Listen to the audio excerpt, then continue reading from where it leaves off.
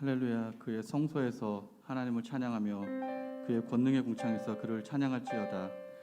그의 능하신 행동을 찬양하며 그의 지극히 위대하심을 따라 찬양할지어다. 나팔소리로 찬양하며 비파와 수금으로 찬양할지어다.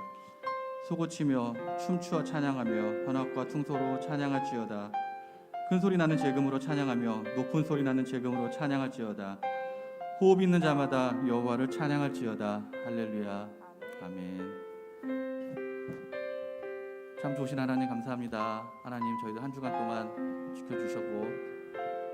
지켜주셨다가 하나님 이 시간에 또 주의 날 맞이하여 하나님께 찬양드리고 또 예배드리고 귀한 모습으로 드리고자 합니다. 하나님 저의 모든 것들 받아주시고 저희 시간에 예배드리는 모습들이 저희 신령과 진정으로 예배하는 모습이 될 수 있도록 인도하여 주시옵소서.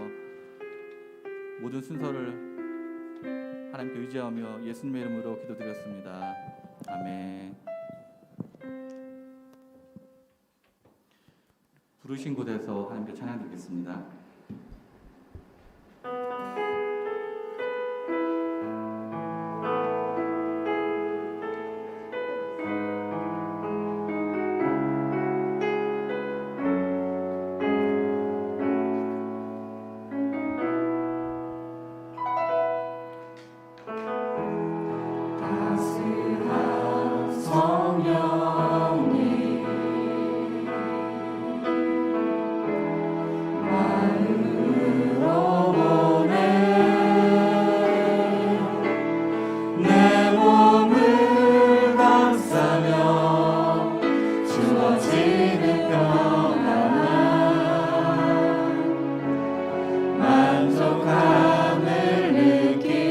따스한 성령님,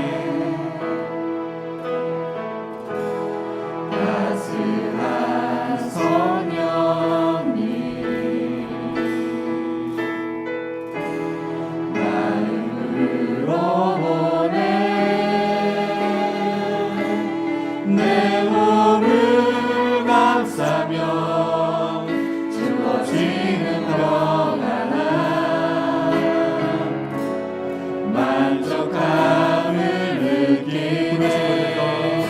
부르신 곳에서 나는 예배하네.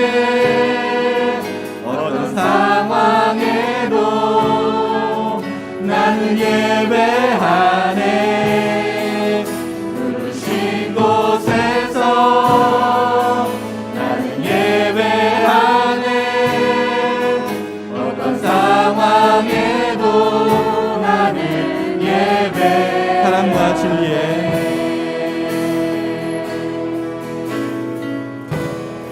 사랑과 진리에 한 줄 비비고네. 한 줄 비비고네. 내 몸을 감싸며 주어지는 평안함 내 사랑을 부르신 곳에서 부르신 곳에서 나는 예배하네. 예배하네. 어떤 상황에도 어떤 상황에도 나는 예배하네. 나는 예배하네. 부르신 곳에서 부르신 곳에서 나는 예배하네. 어떤 상황에도 나는 부르신 곳에서 부르신 곳에서 나는 예배하네. 나는 예배하네. 어떤 상황에도 어떤 상황에도 나는 예배하네. 나는 예배하네. 부르신 곳에서 부르신 곳에서 나는 예배하네. 예배하네. 어떤 상황에 나는 예배하네. 예배. 내가 걸어갈 때 내가 걸어갈 때 길이 되고 살아갈 때 삶이 돼. 그곳에서 예배하네. 예배하네. 내가 걸어갈 때 내가 걸어갈 때 길이 되고 살아갈 때 삶이 돼. 그곳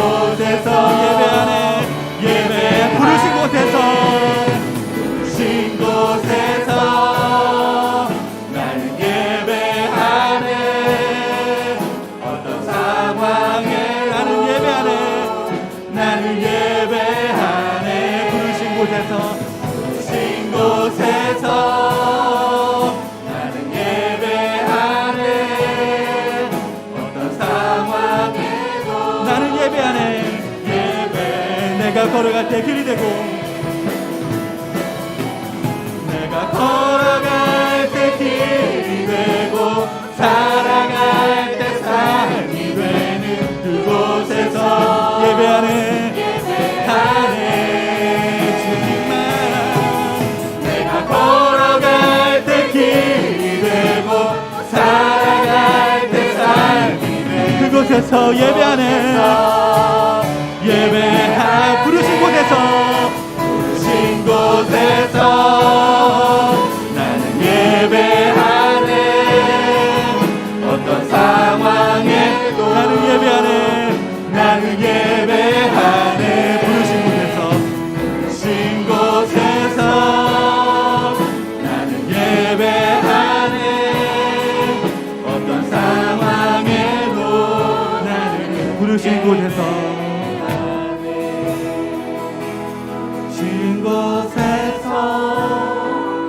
나는 예배하네 어떤 상황에도 나는 예배하네 부르신 곳에서 나는 예배하네 어떤 상황에도 나는 예배하네.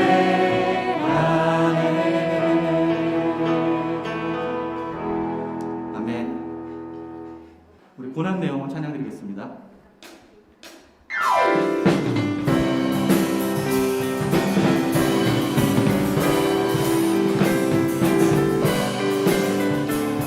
고난 내용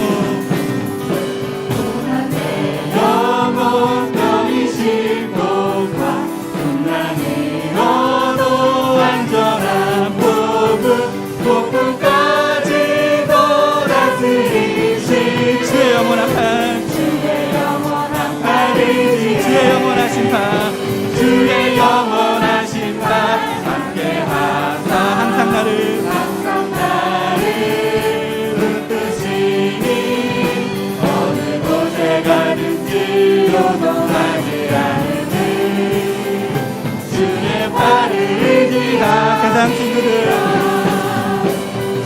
친구들 나를 버려도 예수는 함께 동행함으로 주의 은혜가 충만하리 주의 영원한 판 영원한 팔을 위해 주의 영원하신 판 주의 영원하신 판 함께하사 항상 나를 붙드시니 어느 곳에 가든지 요동하지 않으니 주의 팔을 의지하 나의 믿음이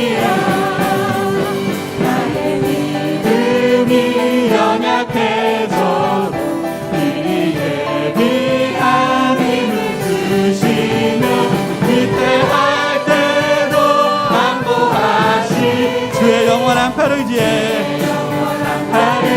주의 영원하신 판 주의 영원하신 판 함께 항상 나를 붙드시니 어느 곳에 가든지 요동하지 않으니 주의 팔을 의지하 눈치 못한 것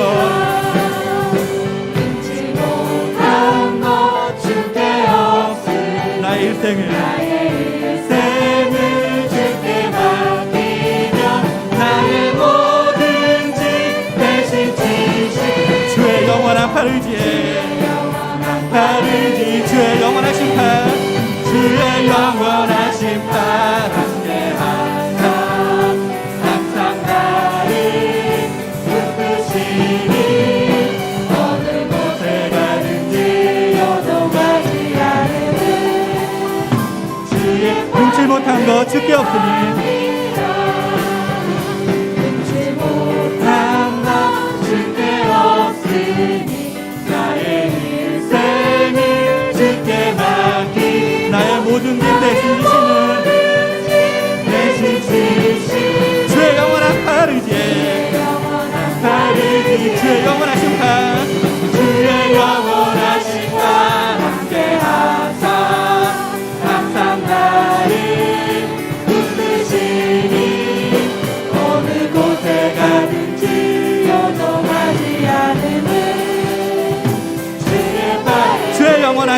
하사 주의 영원하신 팔 함께 하사 항상 나를 붙드시니 어느 곳에 가든지 요동하지 않으리 주의 영원하신 팔 주의 영원하신 팔 함께 하사 항상 나를 붙드시니 어느 곳에 가든지 주의 팔을 의지함이라 주의 친절한 팔의 안기세 주의 친절한 팔의 안기세 우리 마음이 평안하리 항상 기쁘고 몸이 되겠네 영원하신 팔의 안기세 주의 팔에 영원하신 팔에 안기세 주의 팔에 영원하신 팔에 날이 갈수록 주의 사랑이 강력하게 비치고 전성가니 별이 나리니 영원하신 팔에 주의 팔에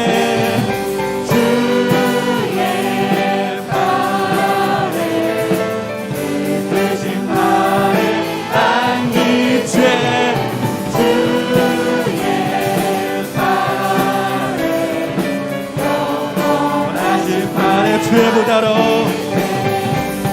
주의 보좌로 나아갈 때에 기뻐 장미 소리 외치고 법과 두려움 없어지니 영원하신 팔의 안기세 하신 팔의 안기세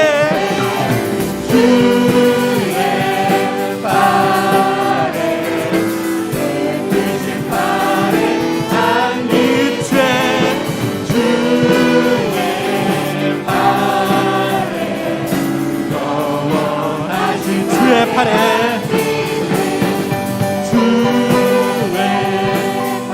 팔에 뜻신 팔에 안기죄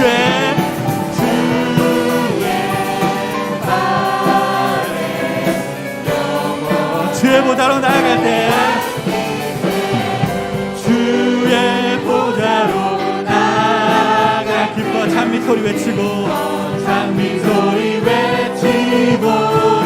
법과 두려움 없어지 영원하신 팔의 안기세 하신 팔의 안죄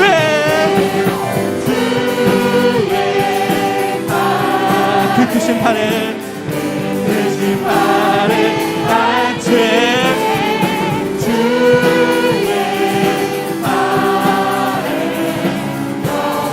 주의 팔에 안기죄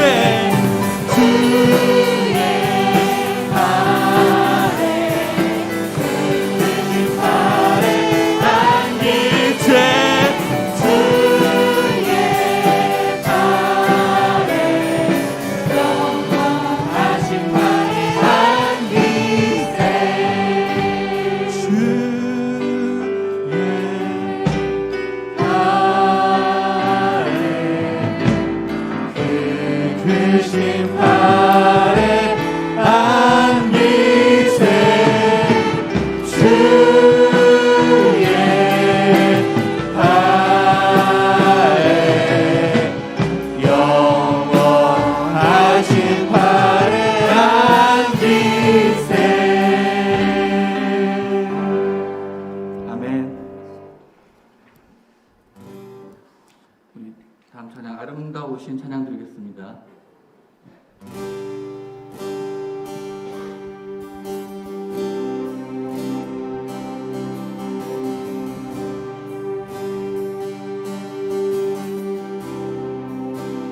내 안에 주를 향하니 노래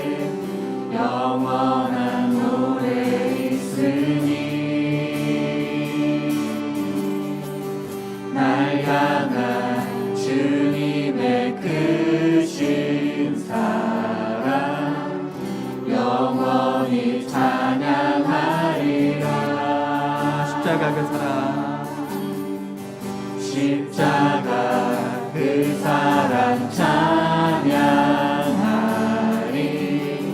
날 구원하신 그 사랑 내 삶을 드려 찬양하리 내 삶을 드려 찬양하리라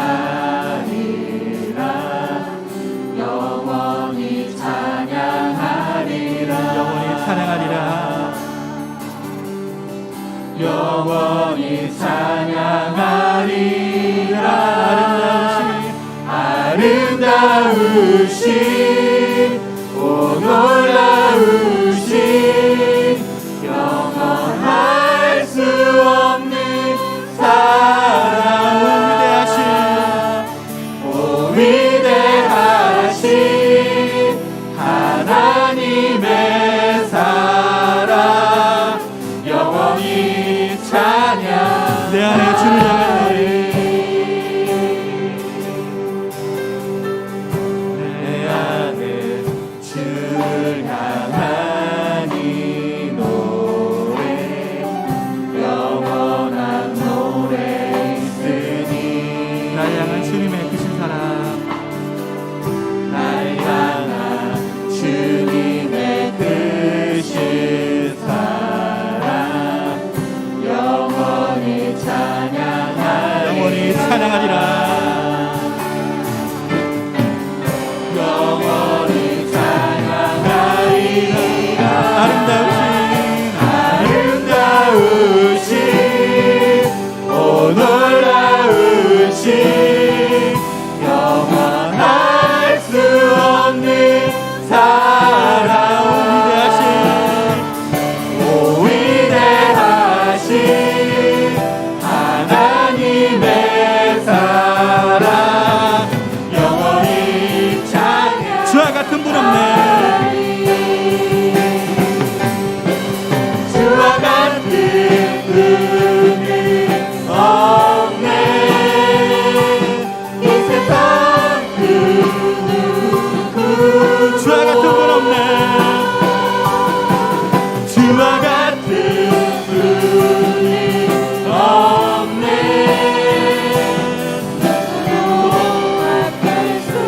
주와 같은 분 없네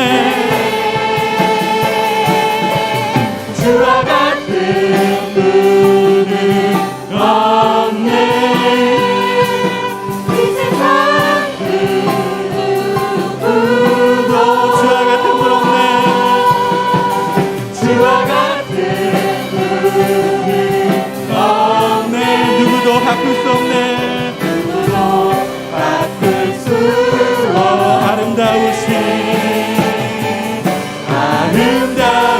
아름다우신 오 놀라우신 영원할 수 없는 사랑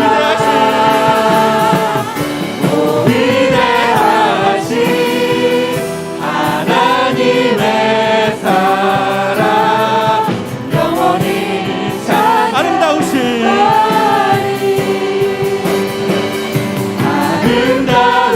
아름다우신 오 놀라우신 영원할 수 없는 사랑 오 위대하신 하나님의 사랑 영원히 우리 목소리로 찬양 드리겠습니다 아름다우신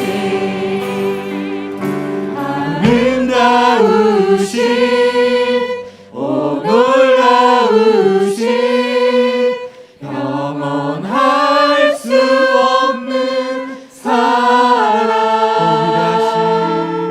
오 위대하신 하나님의 사랑 영원히 우리 한 번 더 목소리로 찬양합니다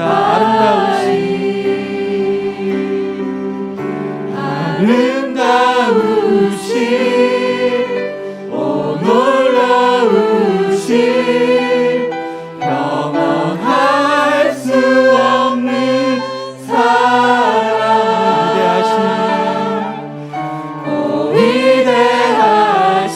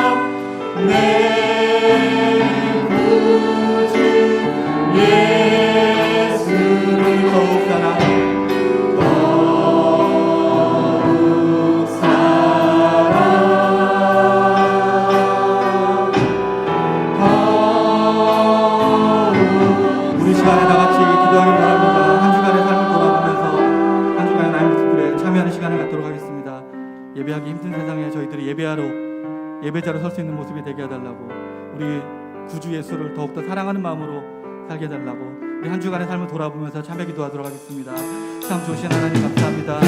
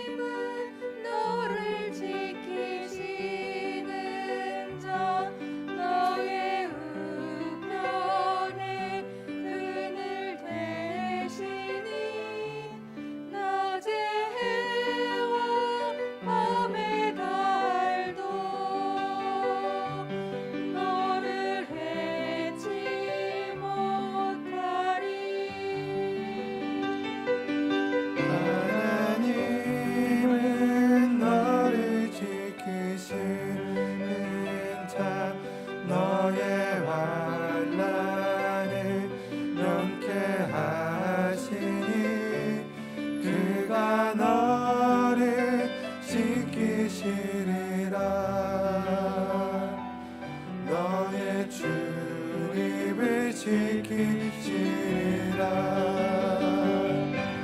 눈을 들어 산을 보아라. 너의 도움 어디서나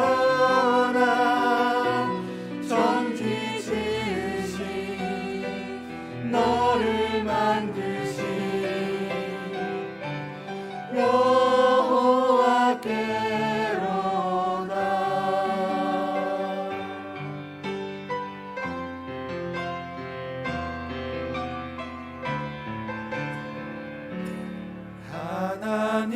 하나님은 너를 지키시는 자, 너의 우편에 그늘 되시니 낮에 해와 밤에 달도 너를 해치 못하리라. 하나님은 너를 지키시는 자, 너의 환난을 면케하시니 그가 너를 지키시리라. 너의 출입을 지키시리라. 눈을 들어 산을 보아라. 너의 도움 어디서나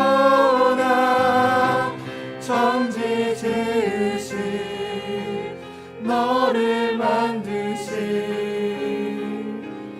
여호와께로다.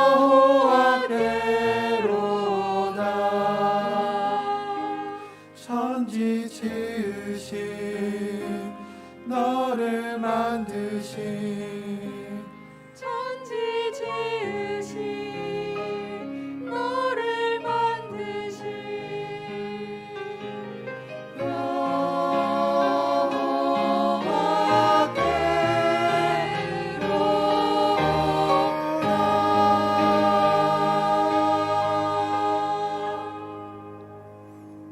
아멘. 감사합니다. 기도하고 말씀 듣겠습니다. 하나님 아버지, 은혜를 감사합니다. 한 주간 동안의 삶 속에서 염려, 근심, 불안, 초조, 이것이 우리의 인생의 삶이었던 것을 이 시간 고백합니다. 열심히 살아보려 하지만은, 또 용기 있게 살아보려 하지만은, 또 평안하게 살아보려 하지만은 우리에게 주어져 있는 환경과 여건은 그렇게 우리를 내버려 두지를 않습니다. 염려가 몰려오고 근심이 몰려오고 왠지 모를 두려움 때문에 우리의 몸과 우리의 마음이 움츠려들게 되는 그런 시대를 살아가고 있습니다.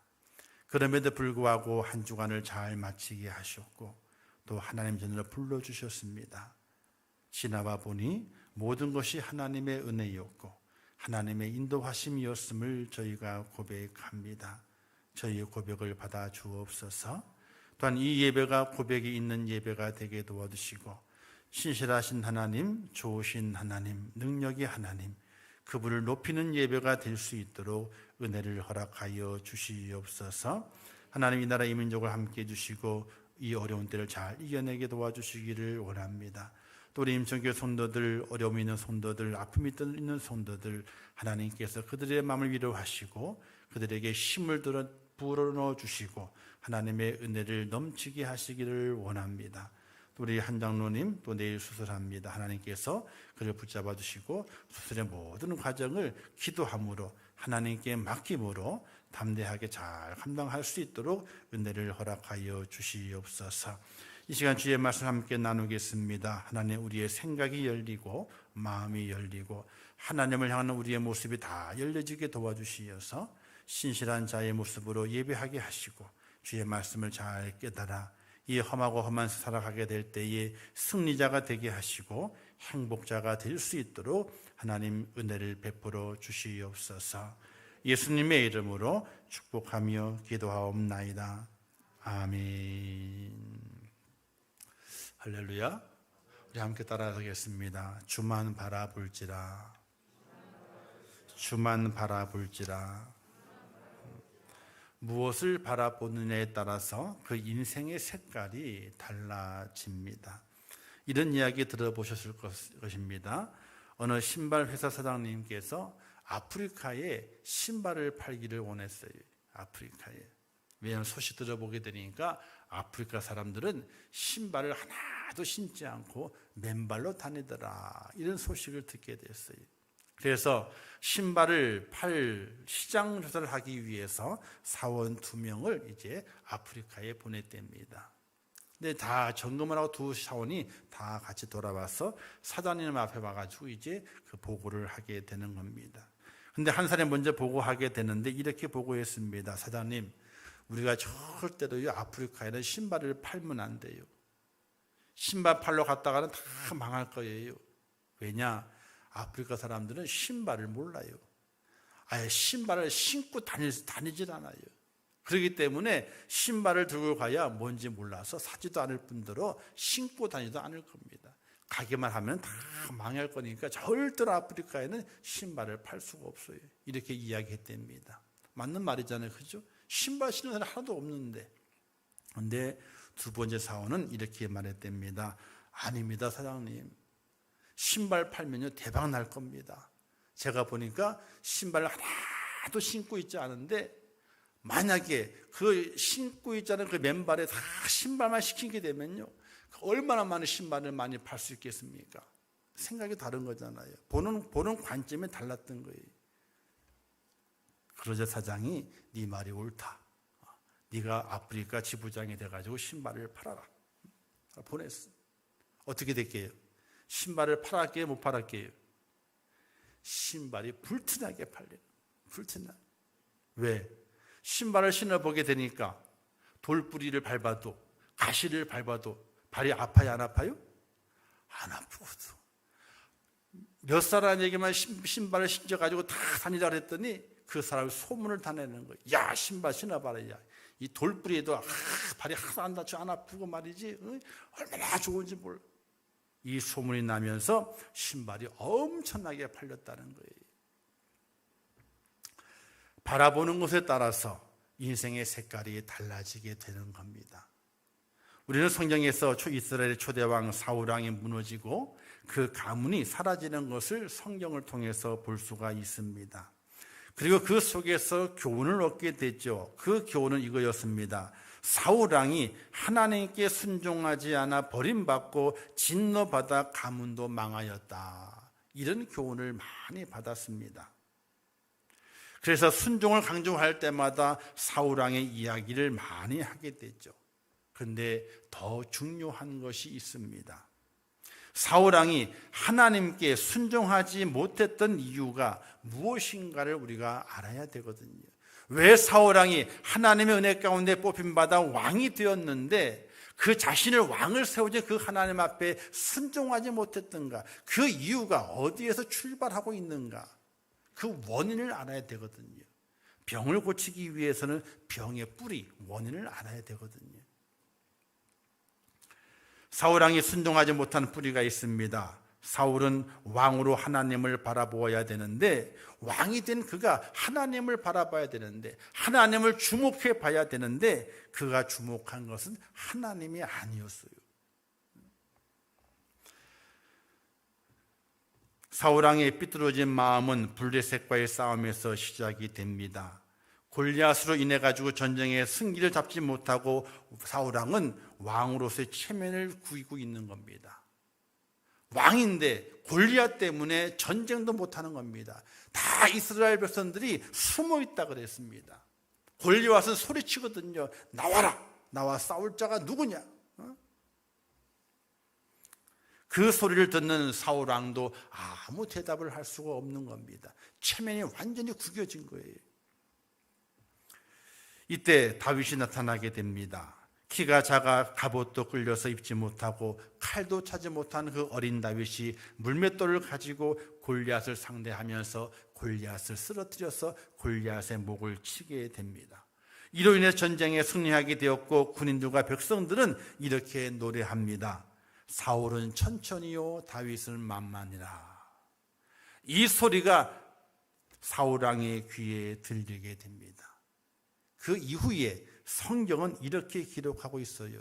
사무엘상 18장 9절 말씀에서 그날 후로 사울이 다윗을 주목하였더라.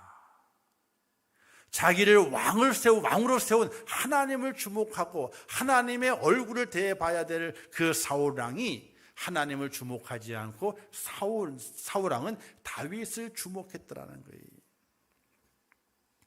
그날부터 악신이 그에게 임하게 됩니다. 이를 가리켜서 질투의 화신이라 이렇게 말하게 됩니다. 사울 왕은 다윗을 사위로 삼으려고 했습니다. 그러나 사위를 삼으려고 하는 것은 하나의 구실에 불과했습니다. 다윗을 어떻게 자기 옆에 붙어두기 위해서, 언제든지 잡을 수 있도록 붙여두기 위해서 사위로 삼으려고 했습니다. 그리고 또 그 속에 하나의 계략이 꾸며져 있습니다. 그 당시는요, 좋은 집에, 좋은 가문에 장가를 가든지 시집을 가기 위해서는 결혼 지참금이 필요하기 때문에, 그러자 사울 왕이 다윗에게 말하기를 아무것도 필요 없다. 아무것도 필요 없다. 왜? 다윗이 말합니다. 저희는 가난한 집안 사람이기 때문에 지참금 마련할 돈이 없습니다. 그러니까 사울 왕이 말하기를 아무것도 필요 없대요. 얼마나 좋아요. 근데 이거는 가져와야 된다. 블레셋 사람이 키우는 양이 있지 않느냐. 그 양을 잡아서 양의 가죽을 100개 와라. 유다 사람의 양이 아니라 블레셋 진영에 가가지고 블레셋 사람의 그 양을 100마리 잡아서 그 가죽을 벗겨가지고 100개를 가지고 오라 이거예요. 이것은 지참금을 원하는 것이 아니었습니다. 하나의 구실이 있죠. 어떤 구실? 블레셋 군대를 통해서 다윗을 죽이려고 하는 사울의 그 마음을 볼 수가 있게 되는 겁니다. 자기 손에는 피 하나 안 묻히고 자기의 질투가 되었던 다윗을 없애버리려고 하는 이 사울의 간악한 마음이 있는 것을 볼 수가 있게 됩니다. 사울은 자신을 왕으로 세우신 하나님을 주목해야 했지만 그가 본 것은 다윗이었습니다.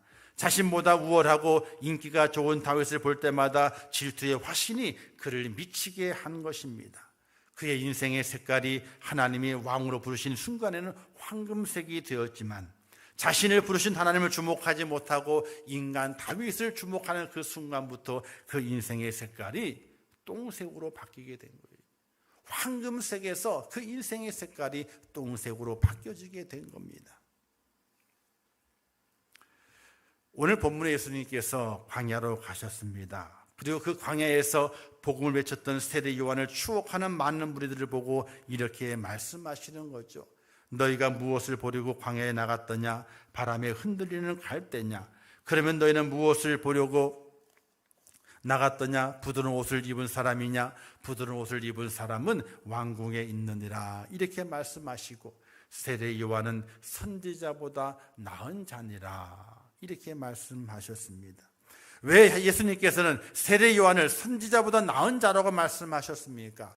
세례 요한은 언제나 하나님을 주목하는 사람이었어요. 세례 요한은 예수님보다 6개월 먼저 사역을 시작하셨지 않습니까? 많은 군중들이 자신을 따라다녔습니다. 그가 말씀을 선포할 때마다 무리들은 환호성을 질렀습니다. 왜? 바리새인들을 다 기죽이는 말씀을 전했거든요. 얼마나 인기가 좋았는지 모릅니다. 근데 조금 지나보게 되니까 무리가 점점 줄어들기 시작하는 거예요. 무리가 줄어들어요. 살펴봤더니 예수님께로 다 무리가 옮겨가게 되는 거였어요. 인기를 예수님께 빼앗겨 버렸습니다. 하지만 그는 하나님 바라보는 것을 멈추지 않았어요. 군중이 예수님께 몰려가는 그것을 보지 않았어요.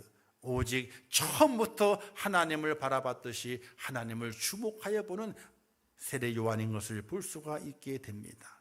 그리고 이렇게 고백하게 됩니다. 내 뒤에 오시는 분이 얼마나 위대한가 이렇게 노래하게 됩니다. 나는 물로 세례를 주거니와 내 뒤에 오시는 이는 성령으로 세례를 주리라. 나는 그의 신들매 풀기도 감당하지 못하리라. 이렇게 고백하는 세례 요한을 볼 수 있게 됩니다. 사람들이 자신을 알아주지 않아도, 사람들이 자신을 다 떠나버려도 그는 변함없이 하나님을 주목하는 사람이었습니다. 여러분은 어떨 것 같아요? 인기가 좋았거든요. 근데 갑자기 누가 혜성처럼 등장을 해가지고 자기 사람을 다 데리고 갔어. 그러면 혜성처럼 나타난 그 사람에 대해서 아이고 잘한다, 아이고 나보다 나은 사람이다, 이렇게 박수 칠 수 있겠어요? 그럴 수 있다면 예수님 마음을 가지신 분들이, 인간의 마음은 그렇지 않아요. 불편해, 힘들어. 저 사람만 안 나타났으면 저 인기가 다 내 건데 이런 마음이 들거든요. 근데 세례요한은 안 그랬어요. 많은 무리들이 다 예수님께 다 몰려가요. 그래도 전혀 관계치 않아요.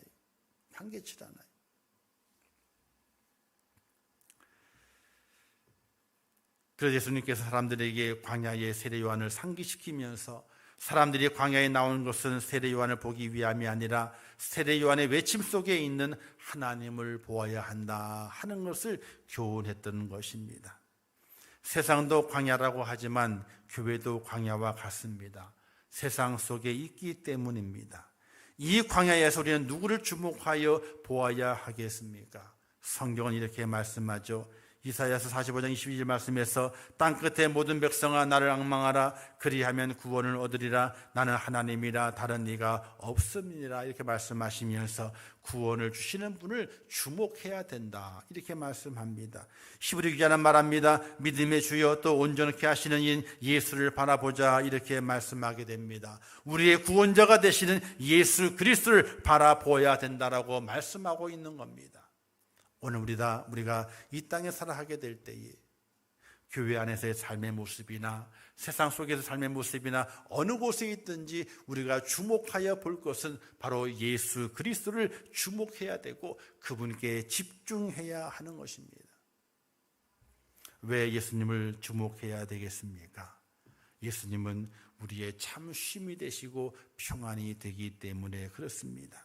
광야의 인생은 언제나 지쳐 있습니다. 이 세상 살아가는 모든 사람들이 무거운 짐 혹은 가벼운 짐, 모든 짐을 다 지고 살아갑니다. 짐을 지지 않고 사는 사람은 한 사람도 없습니다.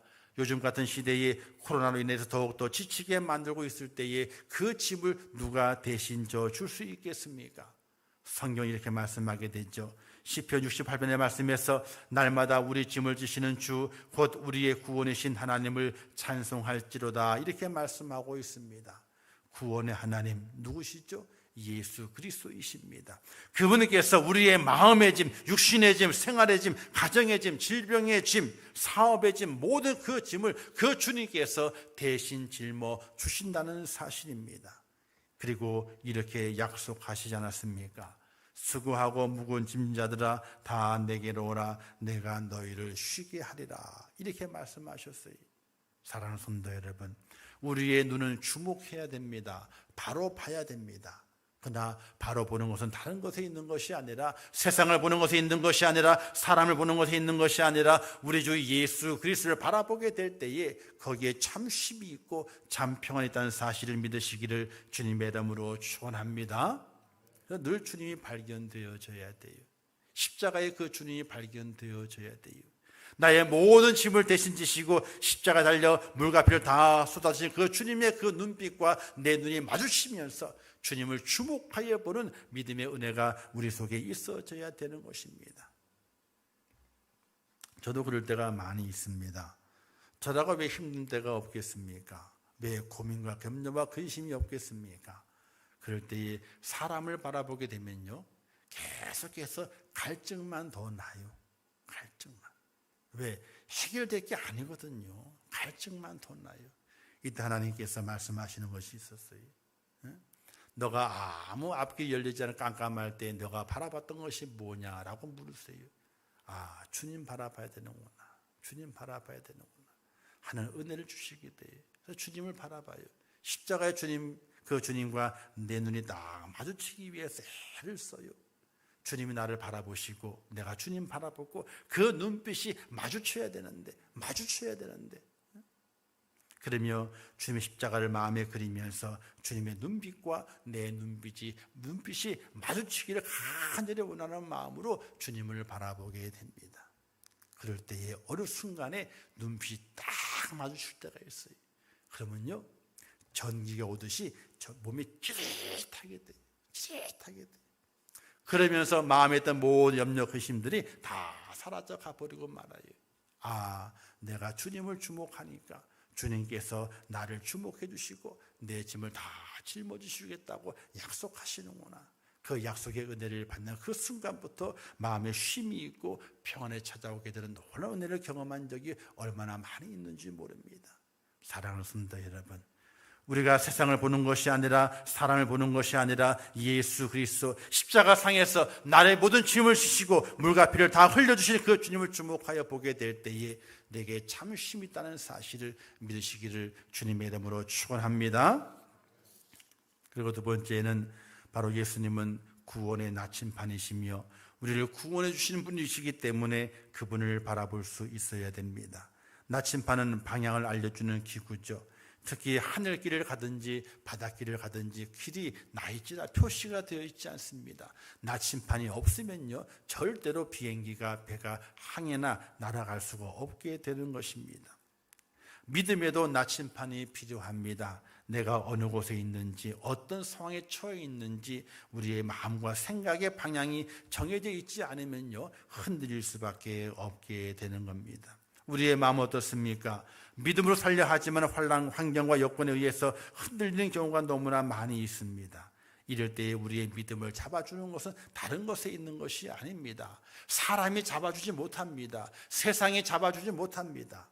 바로 십자가에 우리 주 예수님을 바라보게 될 때에 우리의 믿음의 흔들림이 잡혀지게 된다는 사실이에요. 여러분 혹시 이 오뚜기 장난감 아세요? 오뚜기 장난감 있잖아요. 믿음이 확실하게 마음 중심에 꽉 잡혀 있는 사람은요 어떤 환경 요건으로 흔든다 할지라도요 조금 지나게 되면요 중심을 딱 잡고 세워져요. 오뚜기처럼. 그 장난감을 확 집어 던졌어. 떼굴떼굴 굴러갑니다. 좌우로 막 흔들립니다. 나중에 어떻게 됩니까? 똑바로 서 있어. 아무리 넘어뜨리려고 해도 넘어뜨릴 수가 없습니다. 똑바로 서 있습니다. 왜? 그 속에 중심이 꽉 잡혀져 있기 때문에. 오늘 우리는 구원을 위해서 구원을 향해 달려가는 믿음의 사람으로서 우리의 믿음이 잡혀져 있기 위해서는요 예수님을 바라볼 수 있는 그 은혜로움이 꼭 있어야 되는 겁니다. 주님이 이렇게 말씀하시게 되죠. 내가 곧 길이요 진리요 생명이니 나를 말미암지 않고는 아버지께로 올 자가 없다라고 말씀했어요. 아버지께로 올 자가 없어요. 구원이 이루어지질 않아요. 예수 그리스도를 그분을 바라보게 될 때마다 그분을 나의 나침반을 삼아서 길을 걸어갈 때에 그때의 구원이 이루어지게 되는 것이지 다른 곳에 구원이 있는 것이 절대로 아닙니다. 저는 바둑을 잘 못 둬요. 오목은 잘 두지만 바둑은 잘 못 둬요. 근데 바둑 두시는 분들이 이런 이야기를 하는 것을 듣게 됐어요. 바둑을 둘 때는 어떤 일이 있어도 바둑판에서 눈을 떼면 안 된다. 바둑판에서 눈을 떼면 안 된대. 눈을 떼는 그 순간에 길을 잃어버린대. 바둑알이 많이 있잖아요, 그죠? 막 놓여 있단 말이에요. 그래서 집중해서 주목해서 보지 않으면요 눈을 잠이 딱 떼잖아요. 그러면 바둑판에 그 길을 잃어버린대. 잃어버리는 그 순간에 잘못 나가도 어떻게 돼요? 대마가 다 죽어버리게 되는 그런 일이 발생한다는 거예요. 주목하지 않으면 진다는 겁니다. 십자가에서 우리가 눈을 떼게 되면요 십자가의 주님에서 눈을 떼게 되면은 주님을 잃어버리게 됩니다. 구원의 방향을 잃어버리게 됩니다. 그러면 아무것도 아닙니다. 개미지옥이라고 하는 것이 있습니다. 예배 끝나고 집에 가셔가 나중에 인터넷에서 개미지옥을 한번 쳐보시기를 바라요. 이게 뭐냐면요 죽음의 회오리라고 합니다. 개미가 앞에 선 개미가 방향을 잃어버렸어요. 방향을 잃어버리게 되니까 한 자리를 뱅글뱅글 도는 거예요. 그런데 뱅글뱅글 돌면서 자기 꼬랑지로 그 페로몬이라고 하는 그 이 물질을 뿜어낸답니다. 그러면 나머지 개미도 그들을 쫓아간답니다. 그 냄새를 맡고 연속해서 그 냄새를 풍기면서 돌아다니는 거예요. 뺑글뺑글 길을 잃어버려가지고. 근데 그 개미 지옥이라고 하는 죽음의 회오리가 얼마나 큰 것이냐면요, 약 지름이 400m 정도 되는 것도 있대요. 400m. 40cm가 아니고요, 400m요. 400m면 엄청난 거예요. 수억만 마리의 개미들이 뺑글뺑글 도는 겁니다. 계속해서. 언제까지 돌까요? 죽을 때까지. 그래서 어느 곤충학자가 그 큰 그 죽음의 회오리를 바라본다 지켜봤답니다. 얼마까지 도는지. 이틀 되게 되니까 그 300m 넘는 개미 지옥의 개미들이 몽땅 다 죽어버렸다는 거예요. 방향이 중요하죠. 속도보다도 방향이 중요합니다. 그 방향을 잘못되게 되면 다 죽는 겁니다. 예수 그리스도 십자가, 그 방향을 우리가 맞추지 않으면은, 거기에 나침반을 딱 두지 않으면은 우리 인생의 삶을 다 죽는 겁니다. 행복이 없습니다. 축복이 없습니다. 영원한 은혜가 없습니다.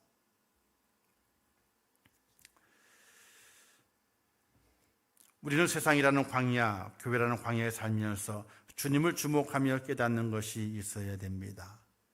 교회에서 무엇을 원하는가? 교회는요, 구원밖에 원하는 것이 없어요. 내게 주신 구원을 지키기 위해서 예배로 울타리를 만들고, 기도로 방패를 만들고, 찬양으로 무기를 만들고, 헌신과 섬김으로 합력하여 구원을 지켜내기를 힘쓰기 위해서 교회에 나오는 것입니다. 교회는요, 교회에서 얻고자 하는 건 다른 것이 있는 것이 아니에요. 구원을 얻고자 하기 위해서 교회에 오는 거예요. 예배를 통해서 울타리를 쳐요. 울타리를. 그리고 기도를 통해서 방패를 삼아요. 찬양을 통하여 무기를 만들어요. 헌신과 섬김과 희생을 통해서 합력해요. 그래서 내게 허락하신 그 구원을 지키기에 힘쓰는 것이, 그를 힘쓰기 위해서 교회에 나오게 되는 거예요. 혼자서는 이겨낼 수 없고 마귀와 세상의 공격을 버텨낼 수 없기 때문에 교회에 나오게 되는 것이에요. 교회에 와서 무엇을 사시려고 하십니까? 교회는요, 명예를 팔지 않습니다. 명예는 여러분이 선한 마음을 가지고 물질만 가지고 있으면 세상 어디서든지 명예를 살 수 있어요. 선한 마음으로 물질을 가지고 써요. 그럼 명예를 얻어요. 교회는 높은 자리를 팔지 않습니다. 높은 자리는요, 세상에서 사람의 인기를 얻으면요, 언제든지 살 수 있는 것이. 교회는 먹을 것을 팔지 않습니다. 사람이 또 그러면 살 것이 아니요 하나님의 말씀으로 살 것이니라, 이렇게 말씀했거든요. 그러면 교회는 무엇을 팝니까? 교회에서는요, 구원을 팔아요. 하지만 이 물건은 정찰제가 아닙니다. 값이 정해져 있지 않습니다. 부자도 살 수 있어요. 가난한 자도 살 수가 있습니다. 누구든지 살 수 있습니다.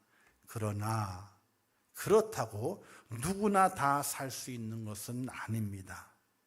왜? 자기를 부인하는 값을 지불해야 돼요. 나를 부인하는 값을 지불해야만이 그 구원을 살 수가 있어요. 교회는 섬김을 팝니다. 스승이 되어 제자의 발을 씻기신 주님의 섬김을 할 수 있는 기회를 살 수가 있습니다. 하지만 이 또한 다 사는 것이 아닙니다. 왜냐하면 겸손이라는 값을 지불해야지 그 섬길 수 있는 값을 살 수 있는 것이. 교회에서는 희생을 팝니다. 십자가상에서 피 흘리신 주님처럼 피 흘릴 수 있는 기회를 살 수가 있습니다. 그러나 이 또한 다 사는 것이 아닙니다. 피 흘리는 아픔을 참아내는 인내의 값을 지불하지 않으면 희생을 살 수가 없습니다. 교회는 다른 것을 팔지 않습니다. 얻을 수도 없습니다. 명예를 사시려 한다면, 권세를 사시려 한다면, 그리고 인기를 사시려 한다면요, 허탕을 치실 것입니다. 사랑하는 성도 여러분, 무엇을 보려고 교회에 나오셨습니까? 교회 속에서 세상을 보러 나오셨습니까? 사람을 보려고 나오셨습니까? 우리는 교회에 나오는 것은 주님을 주목하여 보기 위해서 나오는 겁니다. 십자가상에서 나를 주목하여 보시는 그 주님을 주목하여 보기 위해서 교회에 나와 예배하고 찬양하고 기도하고 헌신과 희생과 우리의 몸을 드리는 것입니다. 교회가 교회다워지는 것은 참으로 어렵습니다. 그리고 성도가 성도다워지는 것도 어렵습니다. 그러나 그리 어려운 것은 또 아닙니다. 나의 눈의 시선이 주님을 주목하면 됩니다. 나의 믿음의 눈이 예수님을 주목하면 교회다운 교회가 되고 성도다운 성도가 되는 것입니다. 무엇을 보느냐가 중요한 것입니다. 우리는 성경에서 12명의 정탐꾼의 이야기를 잘 알고 있습니다. 똑같이 가나안 땅을 정탐하고 돌아온 사람들이었지만 그들의 보는 것은 달랐습니다. 10명의 정탐꾼은 절대로 들어갈 수 없다라고 했습니다. 그러나 두 명의 사람은 반드시 들어갈 수 있는 땅이라고 보았습니다. 결국 10명은 들어가지 못하고 그리고 2명은 약속의 땅에 들어간 것을 볼 수가 있습니다. 사랑하는 성도 여러분, 우리가 무엇을 보고 살아가는 따라서 우리 인생의 색깔이 달라진다고 했습니다. 황금색이십니까? 아니면 똥색이십니까? 세상을 바라보고 사람을 바라본다면 하나님이 나를 부르시는 그 순간에는 황금색이 되었지만 세상을 바라보고 사람을 바라보는 그 순간에 우리 인생의 색깔은 달라집니다. 색깔은 같지만 가치가 달라지는 거예요. 오로지 주님을 바라볼 수 있는 믿음의 축복자가 꼭 될 수 있기를 주님의 이름으로 축원합니다. 주님 바라볼 때에 우리 인생의 색깔이 황금색으로 유지가 됩니다. 그러나 주님을 놓쳐버리게 되면요, 주님을 잃어버리게 되면 황금색이 아니라 똥색이 되고 맙니다. 오늘 말씀을 기억하시면서 여러분 인생의 삶 속에 주만 바라보시는 말미암아 내게 하나님께서 황금을 주셨는데 내가 그 황금을 주님 오실 때까지 유지하는 믿음의 사람의 모습으로 축복을 차지하고 행복을 누리며 살겠다고는 믿음의 은혜와 결단이 있는 여러분 되시기를 주님의 이름으로 축원합니다. 그래서 찬양이 하나가 있어가지고요, 제가 1절을 제가 하고 2절은 같이 하도록 하겠습니다. 1절 제가 찬양은요 간주하죠. 예.